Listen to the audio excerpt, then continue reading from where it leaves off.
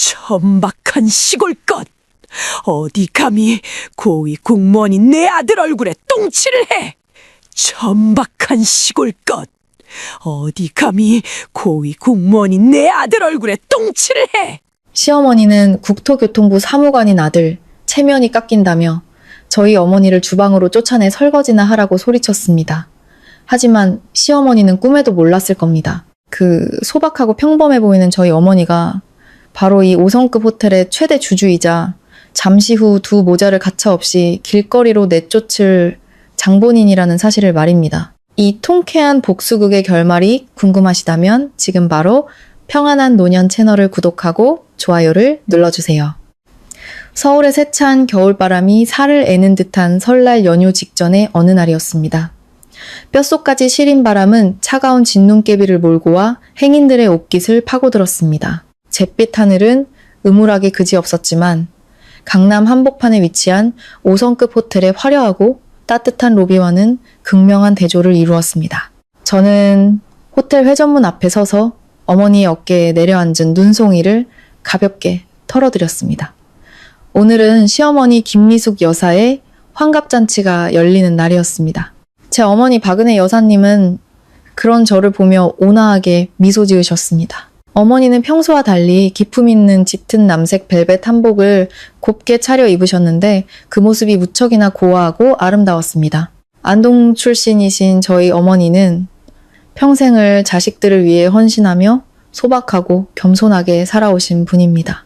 어머니의 손에는 고급 수입 과자 선물 세트와 며칠 전부터 고심해서 고르신 진주, 박힌 숭금 팔찌가 담긴 작은 벨벳 상자가 소중하게 들려 있었습니다. 사돈댁 잔칫날인데 허술하게 갈 수는 없다며 그래야 시댁에서 내 딸을 얕보지 않을 거라 말씀하셨죠. 그 말에 코끝이 찡해져 저는 그저 고개를 끄덕이며 세월의 풍파로 거칠어진 어머니의 손을 꾹 잡을 뿐이었습니다. 저희는 예약된 VIP 연회장으로 들어섰습니다. 넓은 공간은 화려한 생화와 눈부신 크리스탈 샹들리에로 장식되어 있었습니다. 남편 민준 씨는 친척 몇몇과 둘러서서 신나게 이야기를 나누고 있었습니다. 저희 모녀가 들어서는 것을 보았지만 그는 가볍게 고개만 까딱하고는 다시 대화에 집중할 뿐 장모님을 위해 기꺼이 다가와 짐을 들어드릴 생각은 전혀 없어 보였습니다. 저는 나직이 한숨을 삼키며 어머니를 부축해 메인 테이블로 향했습니다. 그곳에는 시어머니가 자신의 오랜 친구인 최 여사와 이 여사 사이에 거만하게 앉아 있었습니다. 시어머니는 제 어머니를 위아래로 훑어보더니 짙게 문신한 눈썹을 찌푸렸습니다. 그 눈빛에는 노골적인 경멸과 무시가 가득했습니다. 어머니는 조심스럽게 선물을 테이블에 내려놓으며 환한 미소로 축하 인사를 건넸습니다. 어머님, 환갑을 진심으로 축하드립니다. 저희 어머니께서 작은 성의를 표하고 싶으시다며 오셨어요. 부디 만수무강하시고 자손들과 오래오래 행복하세요. 제가 공손히 말했습니다. 시어머니는 입꼬리를 비틀며 과자 상자를 툭 건드려 보고는 팔찌가 담긴 벨벳 상자를 곁눈질했습니다.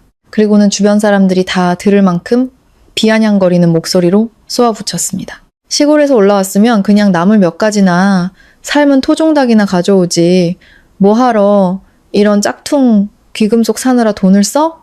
옆에 앉아있던 최 여사와 이 여사도 입을 가리고 킥킥거리며 맞장구를 쳤습니다. 어머니의 얼굴이 순간 굳었지만 이내 온화한 미소를 되찾고는 작은 성의이니 기쁘게 받아달라고 차분히 설명하셨습니다. 하지만 시어머니는 선물을 받기는커녕 갑자기 손을 뻗어 테이블 위에 놓인 어머니의 손을 거칠게 붙잡았습니다. 어이구 사부인 손 좀 봐. 이렇게 거칠고 굳은 살이 박여서야 어디 비단 옷을 걸친들 태가 나겠어? 안동촌 사람은 평생 농사꾼 근성을 못 버린다더니 아무리 비싼 옷을 입혀놔도 천한 티는 못 감추는구먼. 저는 얼굴이 화끈 달아올라 어머니를 변호하려 입을 여는 순간 남편 민준 씨가 다가왔습니다. 그가 장모님을 위해 한마디 해줄 거라 기대했지만 그는 오히려 저를 쏘아보며 자기 어머니의 잔칫날에 소란 피우지 말라고 윽박질렀습니다. 아들이 아내 편을 들지 않자 시어머니는 더욱 기세등등해졌습니다. 그녀는 자리에서 일어나 호텔의 보조주방으로 통하는 문을 손가락으로 가리켰습니다. 딱 보니 우리 집 가사도우미랑 행색이 똑같구먼.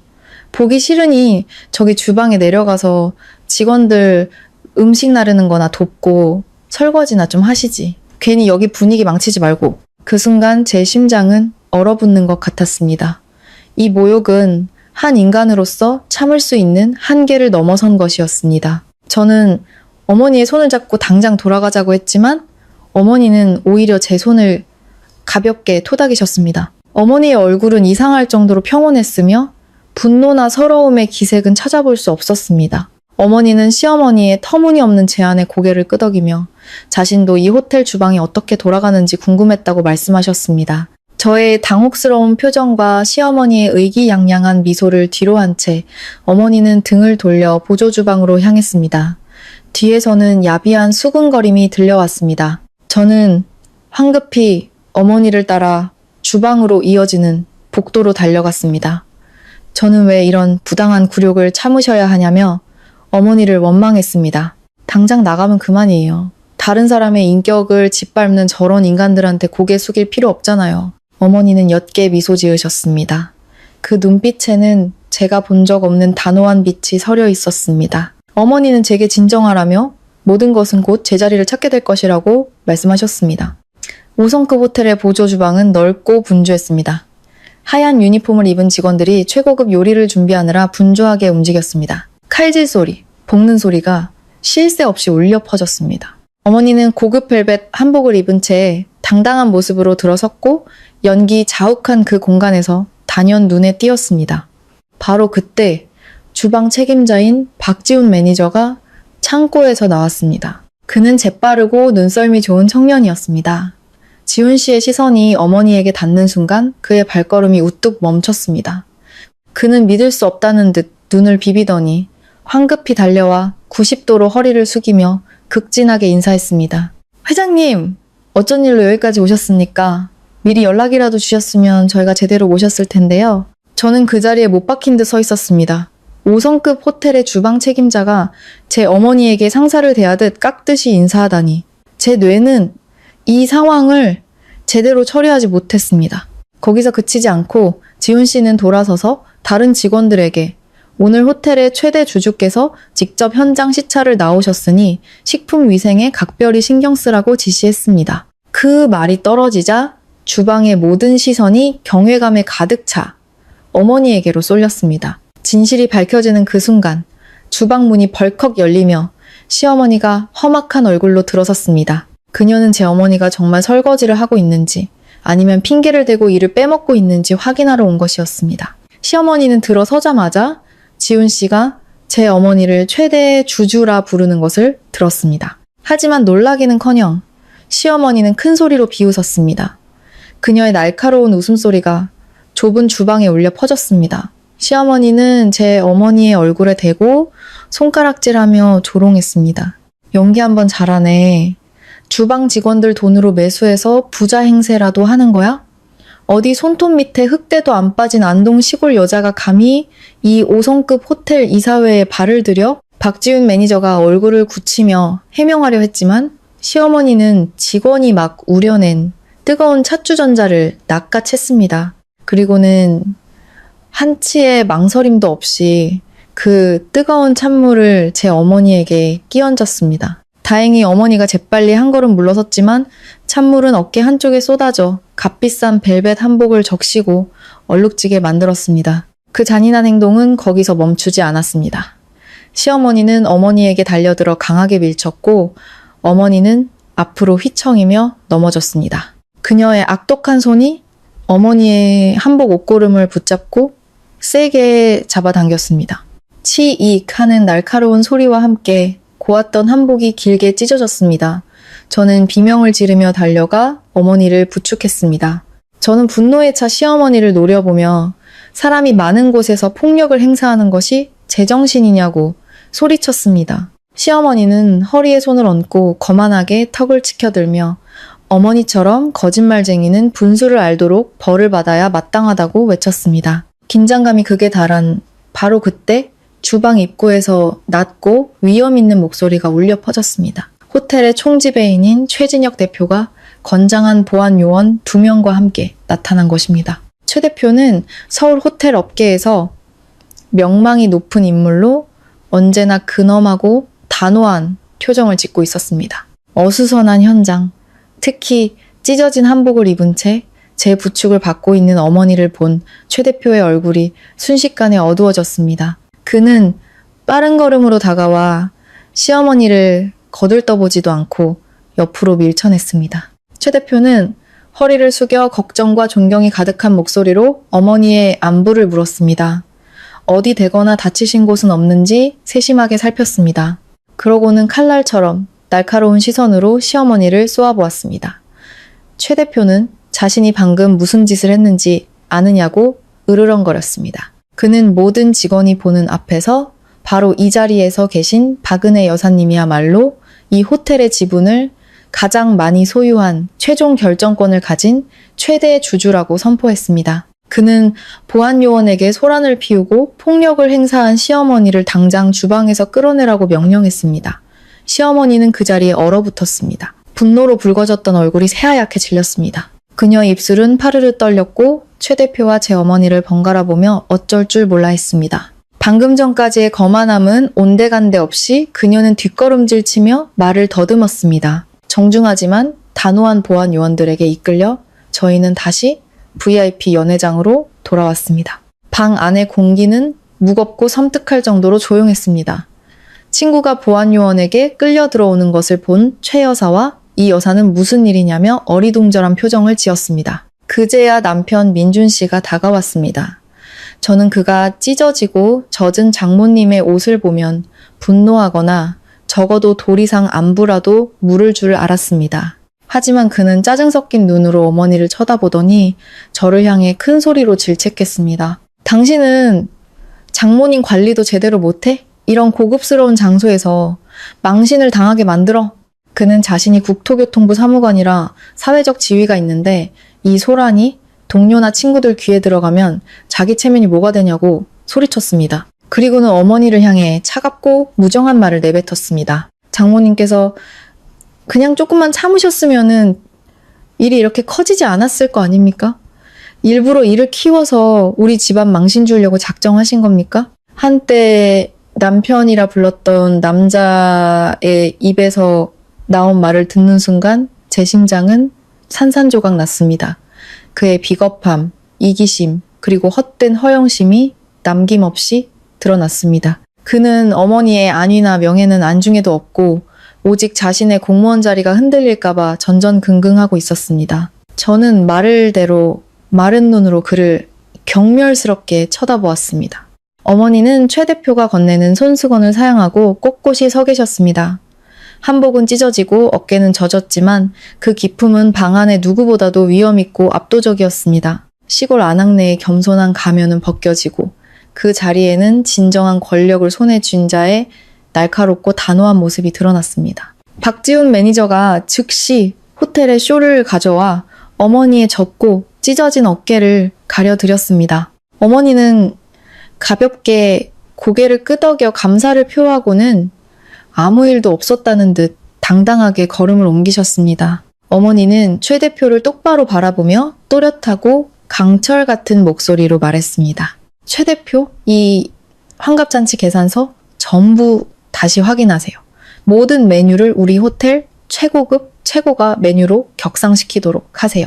비용은 전액 제가 지불할 겁니다. 이건 제가 제 딸에게 베푸는 파티이지 저 사돈댁과는 아무 관련이 없습니다.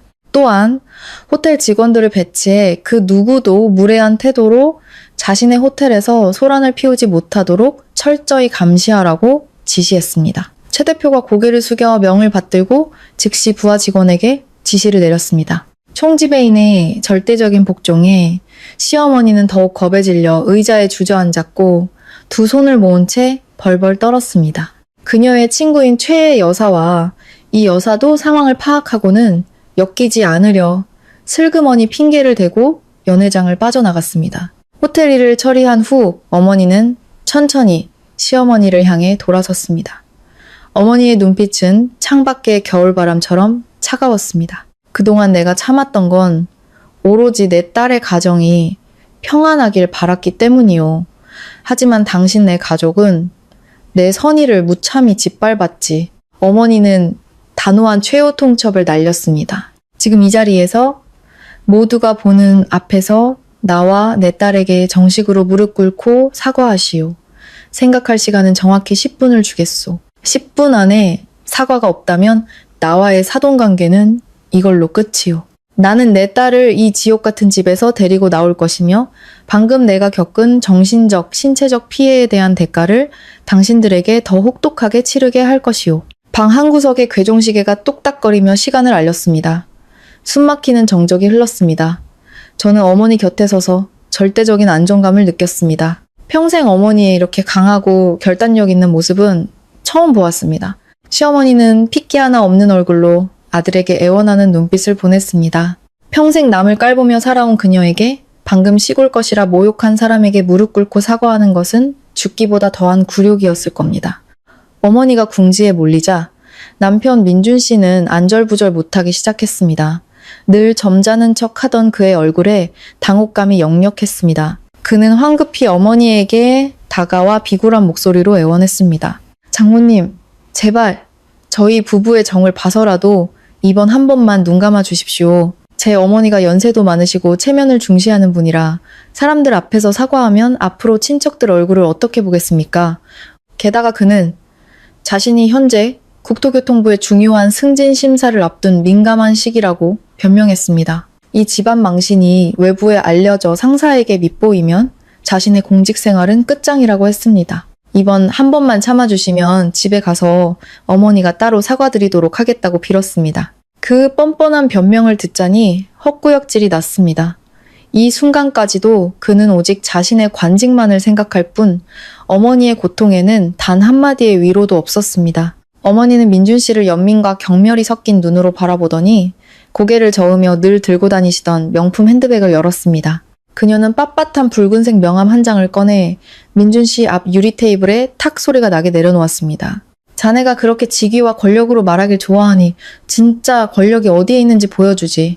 민준 씨는 호기심에 명함을 내려다보았고 그 순간 그의 눈은 경악으로 휘둥그레졌습니다. 명함에는 감사원, 감사위원 김태준이라는 이름이 선명하게 찍혀 있었습니다. 어머니는 차갑게 설명했습니다. 김태준 감사위원은 바로 제 외삼촌 어머니의 친동생이었습니다. 감사원은 대한민국 모든 공무원의 직무감찰, 비리조사 및 징계를 담당하는 최고 권력기관입니다.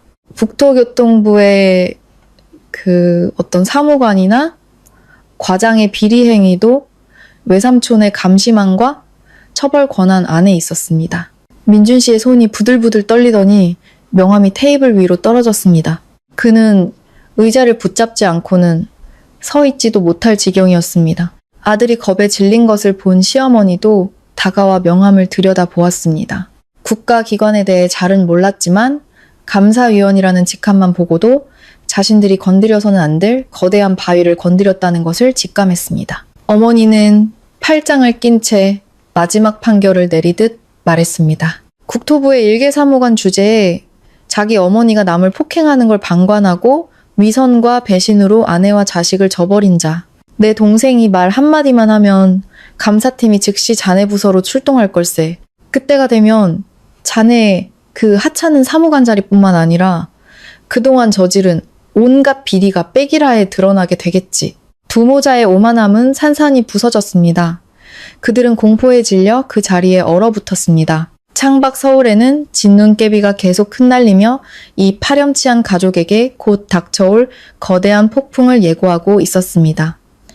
강남의 5성급 호텔을 나와 차는 저희 모녀와 시어머니 모자를 태우고 서초구의 고급 아파트로 향했습니다. 차 안의 공기는 숨막힐 듯 무겁고 조용했습니다. 창밖으로는 겨울바람이 유리창 틈으로 윙윙거리며 차가운 눈발을 실어 날랐습니다. 어머니는 등을 꼿꼿이 세운 채 창밖 가로수를 응시하며 이상할 정도로 침착한 모습을 유지했습니다. 반면 시어머니는 좌석 구석에 몸을 웅크린 채 잿빛 얼굴로 불안하게 두 손을 비비고 있었고 남편 민준 씨는 연신 손수건으로 이마에 식은땀을 닦아냈습니다. 추운 날씨에도 불구하고 말입니다. 아파트 현관문이 열리자 중앙난방의 훈훈한 공기가 얼굴에 와닿았습니다. 제가 구석구석 정성 들여 꾸민 넓고 세련된 집이었습니다.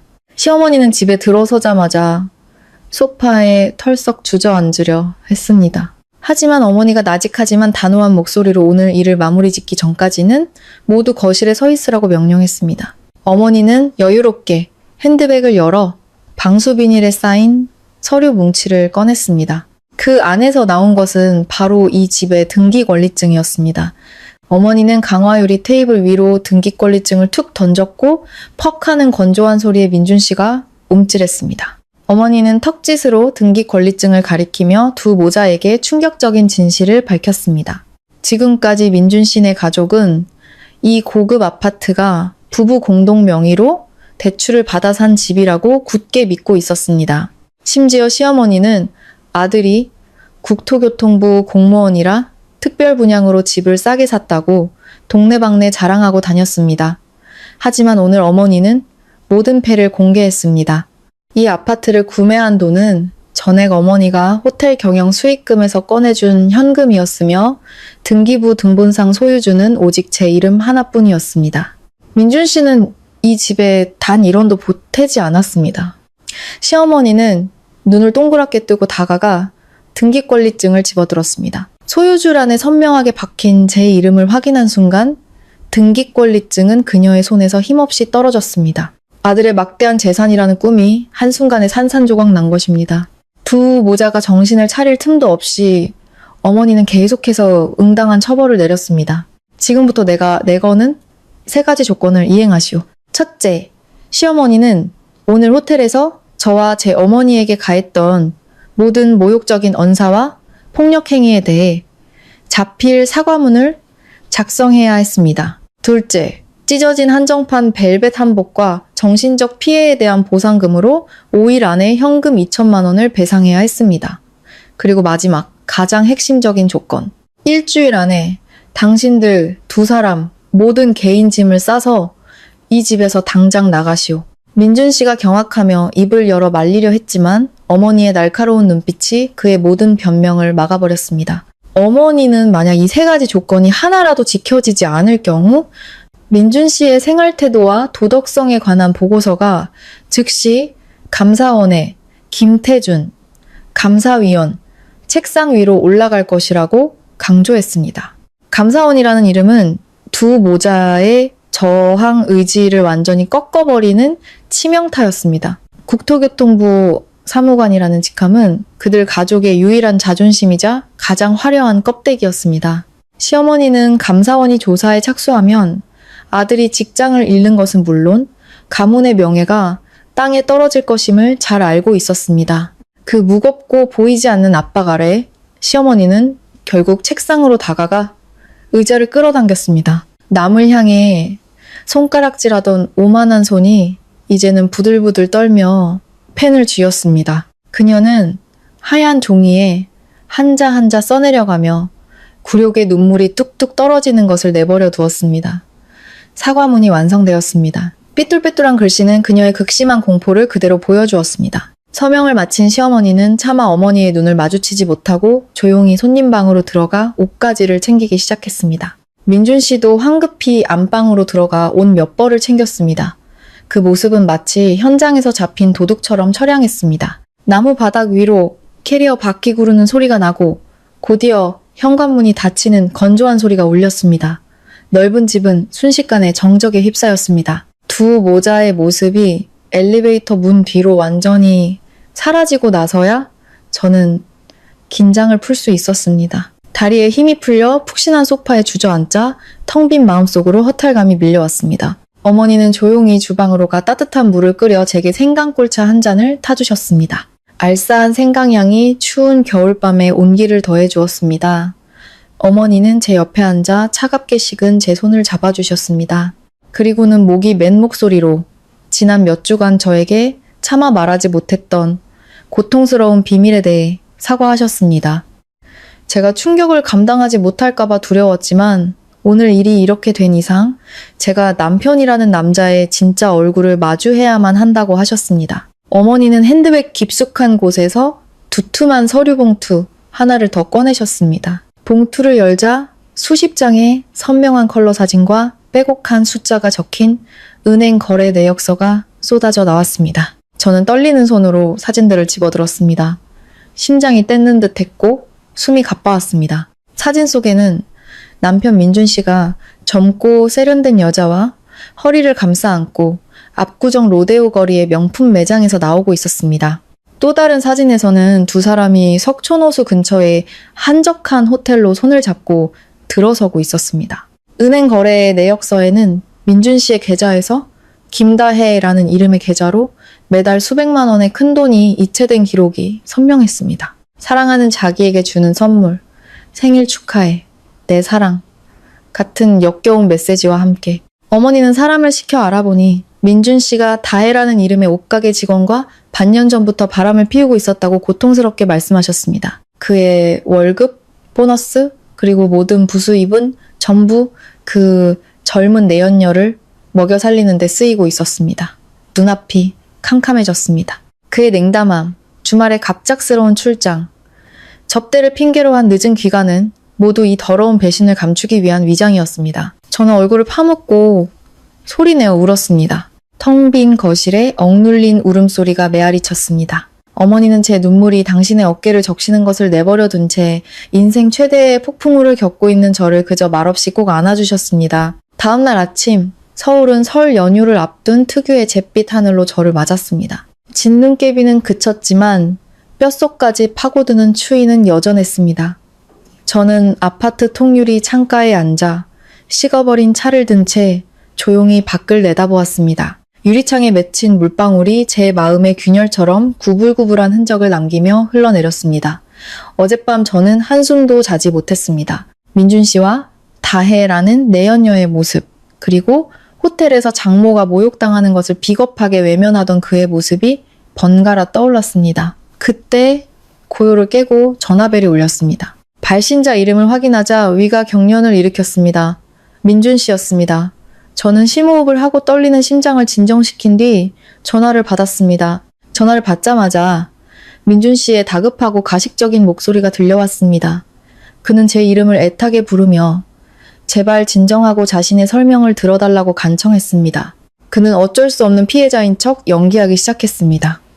어제 호텔에서는 한쪽은 연로하신 어머니, 다른 한쪽은 아내와 장모님이라 누구 편을 들어야 할지 몰라 너무나 곤란했다고 변명했습니다. 상황이 너무 급박하게 돌아가 이성을 잃고 저와 어머니에게 상처 주는 말을 했다며 저에 대한 사랑은 변치 않았다고 맹세했습니다. 제발 수년간의 부부의 정을 생각해서 장모님께 잘 말씀드려 최후 통첩을 거두고 감사원에 보고하지 않도록 해달라고 빌었습니다. 그러면 다시 가정이 화목해질 것이며 장모님께는 따로 선물을 사서 사죄하겠다고 한 번만 기회를 달라고 애원했습니다. 저는 그가 늘어놓는 상투적인 말을 잠자코 다 들어주었습니다. 그가 제 반응을 기다리며 말을 멈추자 저는 감정 없는 차가운 목소리로 물었습니다. 만약 어제 감사위원 명함을 꺼낸 사람이 우리 엄마가 아니었다면 당신이 오늘 아침 이렇게 용서를 빌며 전화했을까요? 아니면 당신 어머니와 합세해서 우리 모녀를 길거리로 내쫓았을까요?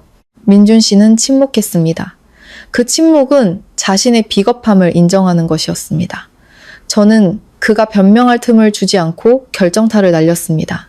당신과 그 다혜라는 여자 사이에 더러운 관계, 이미 전부 알고 있어. 저는 석촌호수 근처의 호텔 이름, 명품 쇼핑 영수증, 그리고 당신이 우리 가족의 피땀으로 내연녀에게 매달 바쳤던 돈의 액수까지 정확히 읊었습니다. 다혜라는 이름이 나오자 그의 숨소리가 전화기 너머로 거칠어졌습니다. 그의 모든 위선적인 가면이 산산조각 났습니다. 그는 허둥지둥 부인하려 했지만 저는 더 이상 그의 거짓말을 들어줄 인내심이 없었습니다. 저는 한 글자 한 글자 또박또박 선언했습니다. 이 결혼 지금 이 순간부로 끝이야.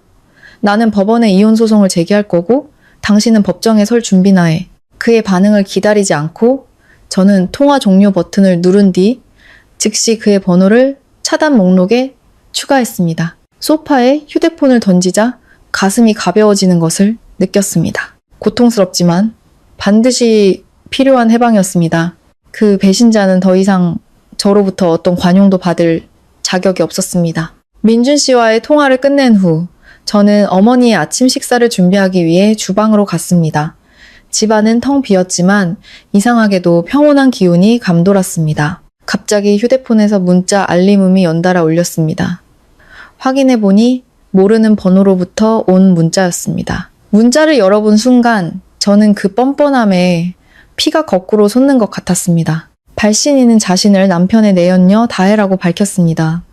그녀는 상간녀로서의 일말의 부끄러움도 없이 오만하고 도전적인 말투로 저를 비난했습니다. 그녀는 제가 자신들의 관계를 알아채고 민준 씨를 괴롭히고 있다는 것을 안다고 했습니다. 그러면서 남편 하나 제대로 간수하지 못한 실패한 아내, 재미없고 지루해서 남편이 밖으로 나돌게 만든 장본인이 바로 저라고 비웃었습니다. 거기서 그치지 않고 그녀는 노골적인 협박을 해왔습니다. 저에게 즉시 모든 외도 증거를 파기하고 이혼 소송을 취하하며 민준 씨의 직장에 이 사실을 알리지 말라고 요구했습니다. 만약 거절하면 페이스북이나 틱톡 같은 SNS에 저에 대한 악의적인 허위 사실을 퍼뜨리겠다고 협박했습니다. 제가 문란하고 사악한 아내라서 시어머니와 남편을 한겨울에 길거리로 내쫓았다는 이야기를 만들어내겠다고 했습니다.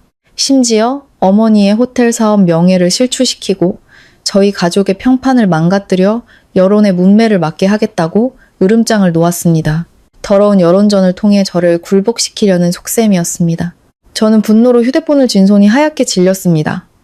세상 도덕이 땅에 떨어져 불륜을 저지른 상간녀가 감히 본처를 협박하는 지경에 이르렀다니. 저는 협박 문자를 전부 어머니께 보여드렸습니다. 어머니는 문자를 훑어보시더니 얼굴이 굳어지며 싸늘한 눈빛을 번뜩였습니다. 하지만 그 협박에 불안해하기는커녕 어머니는 경멸하듯 코웃음을 치셨습니다. 그리고는 태연하게 자신의 휴대폰을 들어 외삼촌에게 직접 전화를 거셨습니다. 통화가 연결되자 어머니는 간결하고 명확하게 상황을 설명했습니다. 시어머니의 폭력, 민준 씨의 외도와 도덕적 타락, 그리고 이제는 내연녀의 공갈 협박까지. 어머니는 외삼촌에게 감사위원으로서의 직권과 권한을 정당하게 사용해달라고 단호하게 요청했습니다. 어머니는 외삼촌에게 모든 증거자료 사진, 은행 거래 내역, 협박 문자를 즉시 세 곳의 중요한 기관에 보내라고 지시했습니다.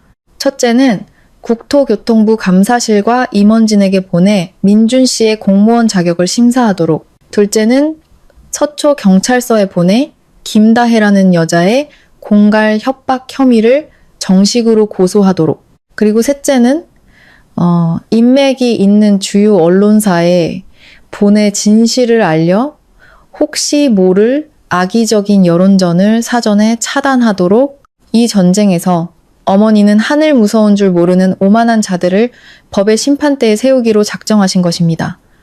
시어머니 모자가 집을 나간 지 나흘이 지났습니다. 외삼촌의 신속하고 강력한 개입은 엄청난 파장을 일으켰습니다. 민준 씨와 같은 부서에서 일하는 친구를 통해 그가 징계조사를 위해 직무에서 잠정 배제되었다는 소식을 들었습니다. 동시에 내연녀 김다혜도 문자 메시지를 통한 공갈 협박 혐의로 관할 경찰서로부터 출석 요구서를 받았습니다. 모든 것을 잃고 막다른 골목에 몰린 민준 씨.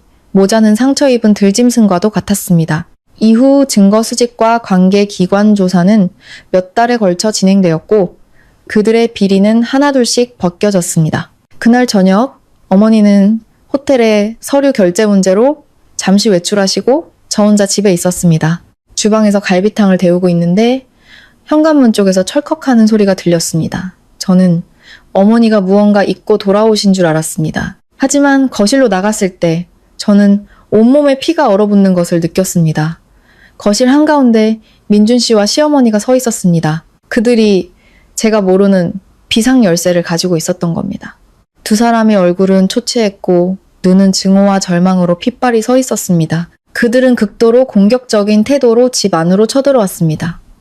민준 씨가 제게 달려들어 손가락질하며 쉰 목소리로 고함을 질렀습니다. 대체 무슨 짓을 했길래 국장님이 나를 불러서 직위 해제를 시키고 내 모든 프로젝트를 취소시킨 거야. 시어머니도 옆에서 악을 쓰며 거들었습니다. 이 악독한 년, 은혜도 모르는 배은망덕한 것. 내 아들 밥줄을 끊어놔? 그들은 당장 외삼촌에게 전화해 모든 고소를 취하하고 모든 것이 단순한 가족 간의 오해였다고 해명하라고 요구했습니다. 저는 한 걸음 물러서며 경멸의 눈빛으로 그들을 쳐다보았습니다. 그리고 또렷하게 선언했습니다. 여긴 내 집이에요. 무단으로 문을 열고 들어온 건 명백한 주거침입죄입니다. 지금 당장 여기서 꺼지지 않으면 건물 보안팀과 경찰에 신고하겠어요. 저의 냉정한 거절은 시어머니의 광기에 기름을 부었습니다. 이 성을 잃은 시어머니는 테이블 위에 크리스탈 잿더리를 집어들어 벽에 던져 박살냈습니다. 그녀는 거실 구석으로 달려가 값비싼 2천 도자기 한 쌍을 밀어 넘어뜨렸고 도자기는 수백 개의 파편으로 조각나며 고요한 저녁을 갈갈이 찢었습니다. 남편은 어머니를 말리기는커녕 벽 중앙으로 달려가 저희의 대형 웨딩 액자를 떼어내 발로 짓밟아 유리 액자를 박살냈습니다. 아수라장 속에서 저는 도움을 요청하기 위해 문으로 달려갔습니다. 제 의도를 눈치챈 시어머니가 거구의 몸으로 앞을 가로막았습니다. 미친 듯한 몸싸움 속에서 시어머니는 온 힘을 다해 제 어깨를 세게 밀쳤습니다. 너무나 강한 힘과 파편으로 미끄러운 바닥 때문에 저는 중심을 잃었습니다. 저는 뒤로 넘어지며 단단한 오크 테이블 모서리에 옆구리를 세게 부딪혔습니다. 뇌까지 울리는 극심한 통증이 아랫배에서부터 치밀어 올랐습니다. 눈앞이 캄캄해졌고 제 몸은 차가운 바닥으로 미끄러졌습니다. 저는 무고한 작은 생명이 깃든 배를 두 손으로 감싸 안았습니다. 숨을 쉴 수 없을 정도로 극심한 고통이 몰려왔습니다. 소중한 생명이 위협받고 있다는 극도의 공포 속에서 눈물이 쏟아졌습니다. 뇌까지 울리는 극심한 통증에 눈앞이 캄캄해졌습니다. 제 몸은 도자기 파편이 널린 차가운 바닥으로 미끄러졌습니다. 저는 뱃속의 무고한 작은 생명을 두 손으로 감싸 안았습니다. 바로 그 아이의 친할머니와 친아버지에 의해 생명이 위협받고 있다는 극도의 공포 속에서 눈물이 쏟아졌습니다. 저는 비명을 지르지 않으려 입술을 깨물었지만 가슴은 숨막히는 고통으로 조여왔습니다. 혼란이 극에 달한 바로 그때 현관문이 3개 열리며 아파트 관리소장인 강 팀장과 보안 요원 2명이 허겁지겁 뛰어들어왔습니다. 강 팀장은 저희가 처음 이사 왔을 때부터 알고 지낸 사이로 항상 친절하고 책임감 있는 분이었습니다. 주변 이웃들로부터 저희 집에서 나는 소란과 물건 깨지는 소리에 대한 신고를 받고 즉시 출동한 것이었습니다. 제가 유리와 도자기 파편이 널린 바닥에 쓰러져 고통으로 얼굴을 찡그리고 있는 것을 본 강 팀장은 경악하며 보안 요원들에게 즉시 시어머니와 민준 씨를 제압하라고 소리쳤습니다. 아까의 몸싸움 중에 테이블 위에 있던 제 핸드백이 바닥으로 떨어졌습니다. 내용물이 사방으로 흩어졌습니다. 그중 작고 하얀 초음파 사진 한 장이 민준 씨의 구두 끝으로 미끄러져 갔습니다. 그는 짜증스럽게 종이를 걷어차려 했지만 우연히 종이 상단에 인쇄된 굵은 글씨를 보게 되었습니다. 거기에는 서울대학교 어린이병원 산부인과 제 이름, 그리고 임신 8주, 태아 자궁, 뇌정상 발육 중이라는 진단 결과가 선명하게 적혀 있었습니다. 민준 씨의 몸이 고압전류에 감전된 것처럼 굳었습니다. 물건을 부수려던 그의 손이 이제는 부들부들 떨렸습니다. 그는 천천히 몸을 숙여 떨리는 손가락으로 초음파 사진을 집어들었습니다. 그의 눈은 종이 위에 작은 검은 점에 고정되었습니다. 그가 방금 어머니와 합세하여 바닥에 밀어 넘어뜨린 아내의 몸속에서 자라고 있는 바로 자신의 핏줄 연약한 생명이었습니다. 잔혹한 진실은 그 배신자의 마지막 남은 양심에 치명타를 가했습니다. 조금 떨어진 곳에서 보안 요원들에게 양팔이 붙잡힌 채 여전히 고함을 지르던 시어머니는 아들의 극심한 공포에 질린 표정을 보고 말을 멈췄습니다. 그녀는 민준 씨에게 대체 무슨 종이를 들고 있길래 얼굴이 저렇게 시체처럼 창백하냐고 소리쳤습니다. 민준 씨는 대답하지 않았습니다. 그는 저를 돌아보았고 그 눈에는 공포와 후회, 그리고 죄책감이 가득했습니다. 그는 초음파 사진을 떨어뜨리고 비틀거리며 제게 다가왔습니다. 힘이 빠진 다리는 그대로 무너져 제 눈물 웅덩이 옆에 주저앉았습니다. 그는 두 손으로 머리를 감싸쥐고 처절하게 울부짖었습니다. 그는 아직 태어나지도 않은 자신의 아이를 해친 자신이야말로 짐승만도 못한 놈이라고 자책했습니다. 그리고는 시어머니를 원망스러운 눈으로 쳐다보며 왜 저를 밀었냐고, 왜 우리 집안의 대를 끊으려 하냐고 악을 썼습니다. 아들의 비난에 시어머니는 그 자리에 얼어붙었습니다. 그녀의 다리가 풀려 보안 요원들의 손에서 미끄러져 바닥에 주저앉았습니다. 그녀의 늙은 얼굴은 일그러졌고 의미 없는 말을 중얼거렸습니다. 그녀는 방금 자신의 행동이 단지 집 하나를 망가뜨린 것이 아니라 수년간 그토록 바라던 손주에 대한 희망을 완전히 박살냈다는 것을 깨달았습니다. 강 팀장과 보안 요원들이 재빨리 다가와 날카로운 파편들을 피해 저를 부축해 일으켰습니다. 다행히 충격은 옆구리 연안 부분에만 가해졌고 배에는 직접적인 손상이 없었습니다. 통증은 여전했지만 저는 뱃속 작은 생명의 따뜻한 박동이 여전히 강인하게 버티고 있음을 느낄 수 있었습니다. 저는 제게 닿으려는 민준 씨의 손을 세차게 뿌리치고 제가 표현할 수 있는 가장 차갑고 혐오스러운 눈빛으로 그를 쳐다보았습니다. 저는 그에게 당신의 더러운 손을 놔와 내 아이에게 대지 말라고, 당신은 이 아이의 아빠가 될 자격이 없다고 또렷하게 말했습니다. 바로 그때 복도에서 또각거리는 하이힐 소리가 들려왔습니다. 제 어머니 박은혜 여사님이 태풍처럼 집 안으로 들어오셨습니다. 아파트 로비에서 딸의 집에서 폭력 사태가 벌어졌다는 보안팀에 연락을 받자마자 그녀는 모든 일을 제쳐두고 달려오신 것이었습니다. 아수라장이 된 거실, 박살난 도자기, 짓밟힌 웨딩사진, 그리고 창백한 얼굴로 배를 감싸고 앉아있는 저를 본 어머니의 분노가 폭발했습니다. 어머니는 민준 씨에게 똑바로 걸어가 말없이 그의 뺨을 세차게 후려쳤습니다. 짝 하는 소리가 울려 퍼졌고 그의 얼굴에는 선명한 5손가락 자국이 남았습니다. 하지만 그는 감히 장모님을 쳐다보지 못하고 죄인처럼 고개를 숙였습니다. 어머니는 저를 부축해 강 팀장에게 맡겨 소파에 앉히신 후 시어머니 모자와 마주 섰습니다. 그녀의 칼날 같은 시선이 공포에 질린 파괴자들의 얼굴을 훑었습니다. 어머니는 심호흡을 한 뒤 익숙한 핸드백을 열었습니다. 이번에 나온 것은 등기 권리증도 외도 증거도 아니었습니다. 그녀는 낡았지만 소중히 보관된 두꺼운 검은색 가죽 수첩을 꺼냈습니다. 그녀는 그 수첩을 민준 씨의 얼굴에 던지며 집안 전체에 울리는 강철 같은 목소리로 말했습니다. 이게 뭔지 아나? 이건 내가 관리하는 호텔 비상자금의 입출금 내역을 상세히 기록한 장부다. 어머니는 민준 씨의 파렴치함이 아내를 배신하고 내연녀를 먹여 살린 것에서 그치지 않고 그가 지식인의 탈을 쓴 비열한 도둑이기도 했다고 선포했습니다. 그녀는 민준 씨의 자필 서명이 선명한 페이지를 펼쳐 지난 1년간 그가 여러 차례에 걸쳐 인출해간 수억 원의 숫자를 가리켰습니다. 그가 장모의 투자금에서 몰래 빼돌린 돈은 총 10억 원에 달했습니다. 시어머니는 눈을 동그랗게 뜨고 믿을 수 없다는 듯 입을 벌렸습니다. 10억 원은 평범한 서민 출신인 그녀에게는 상상도 할 수 없는 거액이었습니다. 그녀는 아들에게 대체 무슨 배짱으로 그렇게 큰 돈을 빌렸냐고 더듬거리며 물었습니다.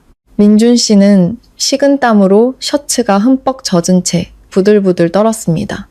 그는 모든 것이 끝났다는 것을 알았습니다. 어머니는 그에게 변명할 기회조차 주지 않고 모든 어두운 진실을 폭로했습니다. 민준 씨가 자신의 신뢰를 이용해 사위라는 명목으로 사업 자금을 빌려갔다고, 저와 미래의 손주를 위해 투자해서 돈을 불려주겠다고 약속했다고. 하지만 그 10억 원 중 절반은 명품 쇼핑, 고급 오피스텔 임대 등 내연녀 김다혜를 위해 탕진했고 나머지 절반은 주식시장에 쏟아부어 한 방을 노렸지만 무지와 오만함으로 인해 전액을 날려버렸다고 밝혔습니다. 드러난 진실은 두 모자의 머리 위로 쏟아지는 찬물과도 같았습니다.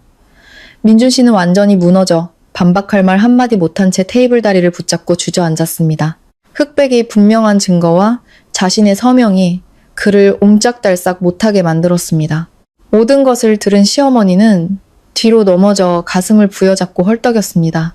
그녀가 그토록 자랑하던 국토교통부 공무원 아들은 이제 썩어빠진 불륜남이자 재산 파괴범, 그리고 10억 원의 빚을 짊어진 파산자가 되었습니다. 그들 가족의 거짓된 자부심은 제 어머니의 발밑에서 제가 되어 부서졌습니다. 그때 아파트 단지 아래에서 울리는 요란한 경찰차 사이렌 소리가 방 안의 섬뜩한 침묵을 깼습니다. 파랗고 빨간 경광등 불빛이 유리창을 통해 두 모자의 공포에 질린 얼굴을 비추었습니다. 상황을 제압한 강 팀장이 규정에 따라 주거침입 및 재물손괴 사건을 관할 파출소에 신고한 것이었습니다. 동시에 외삼촌의 인맥을 통해 몇몇 사회부 기자들도 현장 취재를 위해 도착했습니다. 문이 열리고 제복을 입은 경찰관 4명이 엄숙한 표정으로 들어섰습니다. 뒤따라 카메라와 수첩을 든 기자 2명이 들어왔습니다. 분위기는 즉시 장엄하고 긴장감 넘치게 변했습니다. 팀장으로 보이는 경감님이 아수라장이 된 현장을 둘러보며 고가의 도자기 파편과 벽의 흠집, 바닥에 긁힌 자국들을 확인했습니다. 경감님은 제 어머니와 강 팀장에게 다가와 사건 경위에 대한 설명을 요청했습니다. 어머니는 침착하고 논리적으로 상황을 설명했습니다. 두 모자가 비상열쇠를 이용해 집주인인 제 허락 없이 무단으로 침입한 과정, 시어머니가 고의로 고가의 물건들을 파손한 행위, 그리고 특히 임산부를 밀어 넘어뜨린 폭력 행위의 심각성을 강조했습니다. 강 팀장은 증거를 뒷받침하기 위해 복도 CCTV 영상을 제출했습니다. 영상에는 두 모자가 몰래 열쇠로 문을 열고 흉흉한 기세로 집 안으로 들어가는 모습이 선명하게 찍혀 있었습니다. 빼도 박도 못할 증거 앞에서 경찰관은 시어머니와 민준 씨를 향해 돌아섰습니다. 그는 그들의 행위가 형법상 주거침입죄와 특수재물 손괴죄에 해당한다고 고지했습니다. 젊은 경찰관 한 명이 허리춤에서 번쩍이는 은색 수갑을 꺼냈습니다. 철컥하는 건조한 소리와 함께 수갑이 시어머니의 손목에 채워졌습니다. 금속의 차가운 감촉에 시어머니는 극도의 공포에 질려 울부짖으며 용서를 빌었습니다. 그녀는 이것이 단순한 고부 갈등일 뿐 감옥에 갈 일은 아니라고 항변했습니다. 하지만 법은 악어의 눈물에 관용을 베풀지 않았습니다. 경찰관은 그녀에게 조용히 하고 협조하라고 엄중히 경고했습니다. 공범이자 사건의 직접적인 원인 제공자인 민준 씨도 다른 경찰관들에게 연행되었습니다. 국토부 사무관의 점잖던 모습은 온데간데 없이 그는 기자들의 터지는 플래시를 피하며 구부정한 자세로 끌려나갔습니다. 두 모자는 같은 층 주민 수십 명의 수군거림 속에서 복도를 따라 연행되었습니다. 오만함과 탐욕 그리고 잔인함에 대한 대가가 비로소 시작된 것입니다. 그들의 인생에서 가장 어두운 날들이 막을 올렸습니다. 그 끔찍한 폭풍의 밤이 지나고 사흘 뒤 서울은 여전히 겨울바람 속에서 시리고 있었습니다. 저는 의사의 지시에 따라 침대에 누워 안정을 취하며 뱃속의 작은 생명을 지키는 데 온 힘을 쏟았습니다. 옆구리의 멍은 옅어지고 있었지만 마음의 상처는 여전히 깊었습니다. 어머니는 제 곁에서 조용히 사과를 깎아주셨습니다. 온화한 눈빛이었지만 그 모습에서는 여전히 풍파를 이겨낸 여성의 위엄이 느껴졌습니다. 어머니는 바깥 세상의 소식을 전해주셨습니다. 외삼촌은 매우 단호한 조치를 취했습니다. 저에게 공갈 협박 문자를 보냈던 김다혜라는 여자는 경찰에 긴급 체포되었습니다. 명백한 증거와 경찰의 단호한 태도 앞에서 그녀의 오만한 껍데기는 산산조각 났습니다. 그녀는 경찰서에서 통곡하며 민준 씨에게 돈을 받고 내연 관계를 맺었으며 협박은 단지 허세를 부리고 싶었던 충동적인 행동이었다고 자백했습니다. 하지만 정신적 위협을 통한 재산 갈취 시도는 중대한 범죄였습니다. 김다혜는 현재 출국금지 조치를 당한 채 추가 조사를 받고 있습니다. 어머니와 대화를 나누던 중 초인종이 울렸습니다. 강 팀장이 인터폰으로 시어머니의 친구라는 여자 2분이 사과하고 싶다며 찾아왔다고 연락했습니다. 어머니는 그들을 올려보내라고 했습니다. 문이 열리고 시어머니의 오랜 친구인 최 여사와 이 여사가 들어왔습니다. 한때 시어머니와 한패가 되어 제 어머니의 출신을 비웃던 바로 그들이었습니다. 그날의 화려하고 거만한 모습과 달리 두 사람은 수수한 옷차림에 불안과 공포가 역력한 창백한 얼굴을 하고 있었습니다. 양손에는 값비싼 수입 과일 바구니와 고급 홍삼 세트가 들려 있었습니다. 소파에 기품 있게 앉아있는 제 어머니를 보자마자 최 여사는 그대로 바닥에 무릎을 꿇었습니다. 이 여사도 황급히 따라 무릎을 꿇고 눈물을 뚝뚝 흘리며 용서를 빌었습니다. 최 여사는 울먹이며 며칠간 시어머니가 구속되었다는 소식과 제 어머니의 진짜 신분을 알고는 밥도 제대로 못 먹고 잠도 못 잤다고 했습니다. 그들은 어머니가 자신들을 명예훼손으로 고소할까봐 두려워했습니다. 그저 시어머니가 기세등등하니 분위기에 휩쓸렸을 뿐 진심으로 저희 가족에게 해를 끼칠 의도는 없었다고 변명했습니다. 제발 나이 든 사람 봐서라도 고소를 취하해달라고 애원했습니다. 어머니는 그들을 일으켜주지 않았습니다. 비굴하게 무릎 꿇고 있는 두 여자를 차가운 눈으로 내려다보며 천천히 입을 열었습니다. 한마디 한마디가 그들의 마음에 비수처럼 박혔습니다. 사람은 자식들을 위해 덕을 쌓고 살아야 하는 법이요. 남의 인격을 짓밟으며 악담을 퍼붓는 게 아니란 말이요. 오늘은 내가 당신들을 고소하지 않겠지만 당신들이 그토록 무시했던 사람에게 과일 바구니를 들고 와 무릎 꿇고 비는 이 굴욕이야말로 당신들이 평생 짊어지고 가야 할 가장 무거운 양심의 형벌일 것이요. 어머니는 과일 바구니를 도로 가져가라고 차갑게 말했습니다. 악한 마음을 가진 사람의 물건은 받지 않겠다고 했습니다. 최 여사와 이 여사는 연신 머리를 조아리며 감사 인사를 하고는 황급히 물건을 챙겨 뒤도 돌아보지 않고 도망치듯 나갔습니다. 그 후 일주일, 저희 모녀의 삶은 새로운 질서를 찾아가기 시작했습니다. 그날 아침, 서울 하늘은 모처럼 맑게 개어 겨울의 희귀한 햇살이 창가로 스며들었습니다. 저는 창가 책상에 앉아 있었습니다. 제 맞은편에는 어머니께서 직접 선임하신 민 변호사님이 앉아 계셨습니다. 40대 중반의 민 변호사님은 매우 전문적이고 날카로운 인상을 가진 분이었습니다. 그는 서류 가방에서 잘 정리된 자료들을 꺼내 테이블 위에 펼쳐놓고 앞으로 우리가 취할 법적 전략에 대해 상세히 설명하기 시작했습니다. 첫 번째 서류 뭉치는 이혼 소장 사본이었습니다. 민 변호사님은 민준 씨의 명백한 혼인 파탄 책임 장기간의 외도, 내연녀 부양에 대한 증거가 충분하므로 법원에서 제 이혼 청구를 신속하게 받아들일 것이라고 설명했습니다. 또한 그의 폭력 행위와 태아의 건강을 위협한 점을 근거로 제가 출산 후 아이에 대한 단독 친권 및 양육권을 주장할 수 있다고 했습니다. 두 번째 서류는 민사소송 관련 자료였습니다. 민 변호사님은 차용증과 이체 내역을 근거로 민준 씨가 어머니의 투자금에서 횡령한 10억 원 전액에 대한 반환 청구 소송을 준비했습니다. 뿐만 아니라 정신적 피해 보상, 파손된 가구 수리비까지 추가하여 끝까지 책임을 묻겠다고 했습니다. 저는 펜을 들고 잘 타자된 서류를 한 장 한 장 넘겼습니다. 제 마음은 이상할 정도로 평온했습니다. 더 이상 분노도 슬픔도 없었습니다. 저는 그들의 탐욕과 위선으로 지어진 거짓된 가정을 위해 헌신했던 제 젊은 날들을 돌아보았습니다. 이제 막이 내렸고 저는 제 핏줄을 지키기 위해 강해져야 했습니다.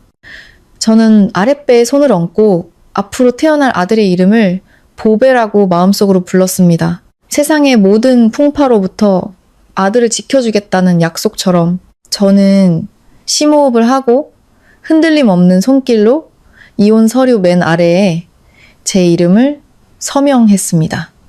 또렷하고 단정한 서명. 그것은 민준 씨와의 모든 애증과 원한에 대한 공식적인 종결 선언이었습니다. 저는 서류를 접어 민 변호사님께 정중히 건네며 서울 가정법원에 제출해달라고 부탁했습니다. 창밖에는 여전히 겨울바람이 불었지만 제 마음속에는 자유와 새로운 시작을 알리는 따뜻한 봄이 싹트고 있었습니다. 이혼 소송을 제기한 후 저희 집은 본래의 평온을 되찾았습니다.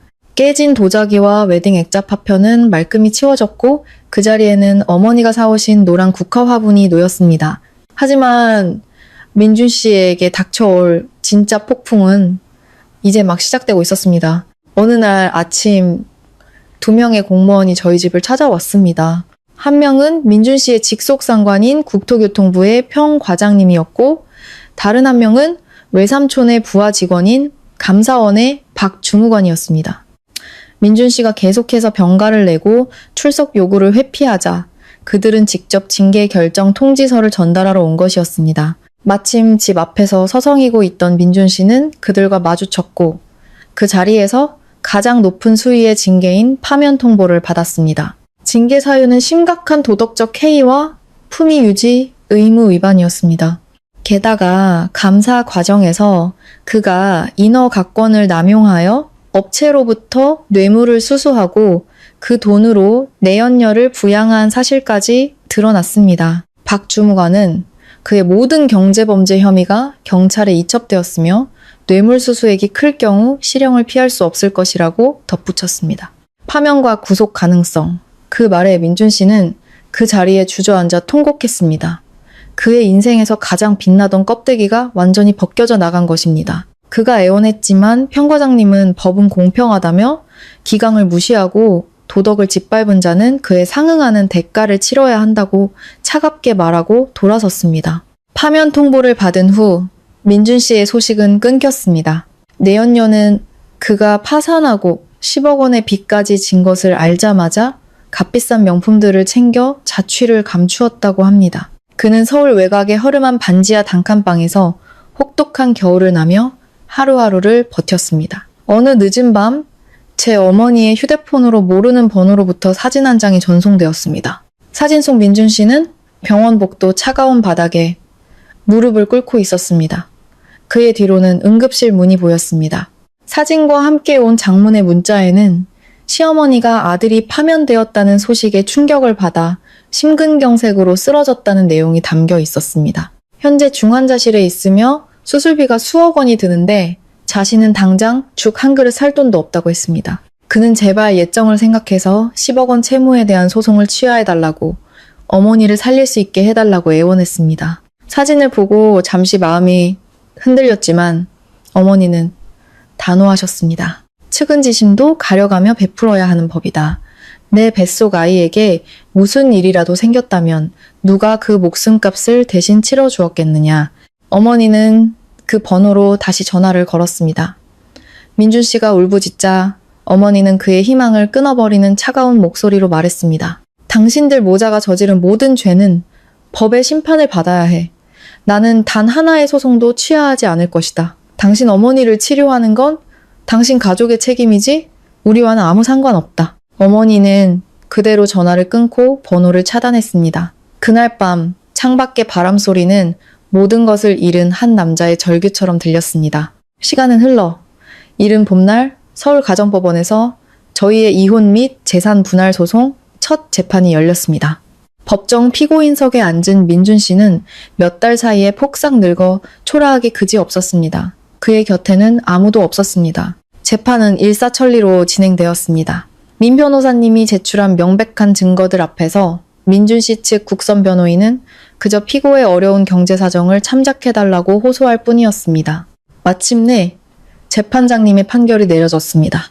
법원은 제2혼 청구를 받아들이고 아이에 대한 단독 친권 및 양육권을 인정했습니다. 민준 씨에게는 아버지로서의 자격이 회복될 때까지 면접 교섭권이 제한되었습니다. 재산 분할 소송에서는 법원이 민준 씨에게 원금 10억 원과 정신적 피해 보상 및 재산 손해배상금 5억 원을 포함하여 총 15억 원을 제 어머니에게 지급하라고 판결했습니다. 판결 이행을 위해 법원은 민준 씨 명의의 모든 재산 중고차 한 대와 얼마 남지 않은 예금을 압류 및 경매 처분하라는 명령을 내렸습니다. 판결을 들은 민준 씨는 피고인석에서 고개를 떨구고 오열했습니다. 15억이라는 천문학적인 빚이 모든 것을 잃은 그의 어깨를 짓눌렀습니다. 저는 법정을 나서며 맑은 봄 공기를 깊이 들이마셨습니다. 제 인생의 가장 어두웠던 장이 마침내 막을 내린 것입니다. 그 역사적인 재판 이후 저희 가족에게 고통을 안겨준 자들은 인과응보의 길을 걷기 시작했습니다. 시어머니는 건강이 악화된 점을 참작받아 집행유예를 선고받았지만 보호관찰 명령을 어기고 시골로 도주하다가 발각되어 결국 실형으로 전환 교도소에 수감되었습니다. 그녀는 인생의 마지막을 차가운 감방 안에서 고독하게 보내게 되었습니다. 민준 씨의 운명은 더욱 비참했습니다. 빚을 갚기 위해 한때 사무관이었던 그는 배달, 막노동 등 험한 일을 전전했습니다. 밤에는 노량진 수산시장에서 생선 손질 아르바이트를 했습니다. 서류에 서명하던 손은 이제 생선피와 비린내로 얼룩졌습니다. 그러던 어느 여름날 밤, 수산시장에서 밤샘 작업을 하고 지쳐서 낡은 오토바이를 몰고 돌아가던 중 졸음 운전으로 덤프트럭과 정면으로 충돌했습니다. 목숨은 건졌지만 그의 오른쪽 다리는 트럭 바퀴에 깔려 절단해야만 했습니다. 그는 장애를 가진 폐인이 되어 폐지를 주워 팔며 연명하는 신세가 되었습니다. 절단된 다리에 환상통이 찾아오는 밤마다 그는 아내와 자식을 내쳤던 과거를 떠올리며 통 안에 눈물을 흘렸다고 합니다. 그들과 달리 저희 집에는 웃음소리가 가득했습니다. 9개월의 기다림 끝에 저는 3.5kg의 건강하고 예쁜 아들을 순산했습니다. 저는 아이의 이름을 보배라고 지었습니다. 제 인생의 가장 소중한 보물이라는 의미였습니다. 시간이 흘러 보배가 태어난 지 2번째 겨울이 찾아왔습니다. 창밖은 여전히 춥지만 저희 집 안은 따뜻한 온기와 행복으로 가득했습니다. 거실에는 화사한 복숭아 나뭇가지가 장식되어 있었고 어머니는 고운 비치색 한복을 입고 아장아장 걷는 보배를 품에 안고 환하게 웃고 계셨습니다. 외삼촌도 오셔서 저희는 지난날의 아픔은 모두 잊은 채 단란한 시간을 보냈습니다. 저는 창가에 서서 따뜻한 국화차를 마시며 분주한 도시의 풍경을 내려다 보았습니다. 폭풍 같았던 그 생일 파티, 잔인했던 배신, 미친 듯한 폭력의 기억은 이제 희미한 과거가 되어 더 이상 제 마음에 상처를 주지 못했습니다. 저는 미소를 지으며 차가운 유리에 손을 댔습니다. 하늘이 아무리 잿빛이라도 내일의 태양은 반드시 떠오릅니다. 저희 모자는 가장 추운 겨울밤을 이겨내고 스스로의 힘으로 길끝에 밝고 견고한 빛을 밝혔습니다. 우리 보배의 희망차고 평온한 미래를 열어준 것입니다. 저희 집 작은 문을 두드린 것은 진정한 봄이었습니다. 끝까지 영상을 시청해주셔서 감사합니다. 내용이 유익하셨다면 채널 구독과 좋아요로 응원해주시고 친구들과도 공유해주세요. 여러분의 댓글은 다음 영상을 만드는데 큰 힘이 됩니다.